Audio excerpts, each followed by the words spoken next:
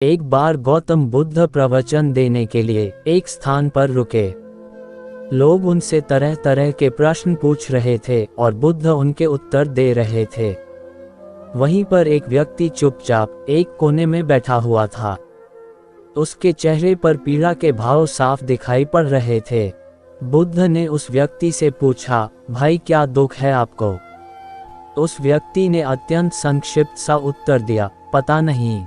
बुद्ध ने कहा, देखो भाई, पहले अपने दुख को जानो, उसके मूल में जाकर उसको देखो और फिर उसका उपचार करो।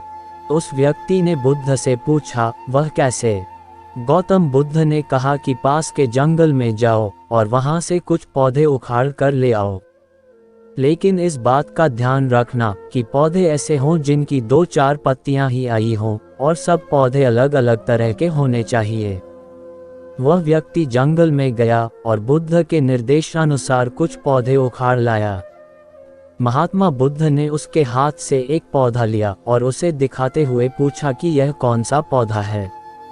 व्यक्ति ने कहा कि यह तो बहुत छोटा सा पौधा है, इसकी पत्तियां भी बहुत छोटी छोटी हैं, इसलिए अभी मेरे लिए यह बता पाना कि यह कौन सा पौधा है बहुत मुश्किल है। महात्मा बुद्ध ने कहा कि इस पौधे की जड़ों को ध्यानपूर्वक देखो और बताओ कि वहाँ क्या है।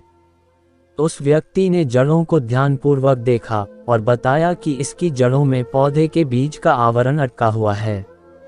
इससे पता चलता है कि इसे नीम का पौधा होना चाहिए। अब बुद्ध ने उससे दूसरे पौधों के बारे में पूछा तो उसने जड़ों को देखकर सभी पौधों के सही नाम बता दिए। बुद्ध ने उसे समझाते हुए कहा कि जिस प्रकार हर पौधे का एक बीज होता है, उसी प्रकार से हर दुख का भी एक बीज होता है।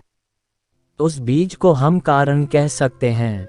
बिना कारण के कार्य की उत्पत्ति असंभव है। बिना बीज के न तो कोई पौधा उगता है और न बिना कारण के दुख की उत्पत्ति ही होती है। दुख के बीज या कारण को पहचान कर ही हम उसे दूर करने का उपाय कर सकते हैं। आधुनिक चिकित्सा पद्धति में भी किसी व्याधि की चिकित्सा करने के लिए रोग का समुचित निदान अनिवार्य है। रोग का सही कारण और व्याधि का सही स्वरूप जाने बिना उपचार करना हवा में तीर चलाने के समान ही है। पीड़ा चाहे शारीरिक हो अथवा मानसिक, उसके मूल को खोजना अनिवार्य है। अब कारण खोजने के पश्चात दुख का उपचार क्या है? महात्मा बुद्ध ने 4 आर्य सत्य उद्घाटित किए। उन्होंने कहा कि दुख जीवन का एक अनिवार्य सत्य है। ये हर व्यक्ति के जीवन में किसी न किसी रूप में आता है। इसके बाद उन्होंने कहा कि दुख है तो उसका कारण भी अवश्य है। बिना कारण के कोई दुख हो ही नहीं सकता। फिर कहा कि दुख का उपचार भी है। अब दुख का उपचार क्या है?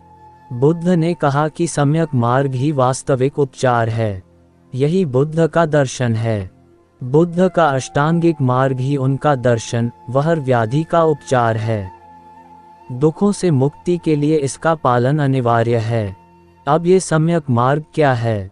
जीवन के हर क्षेत्र में हर प्रकार की अति से बचकर बीच का रास्ता अपनाना ही बुद्ध का अष्टांगिक मार्ग अथवा सम्यक मार्ग है।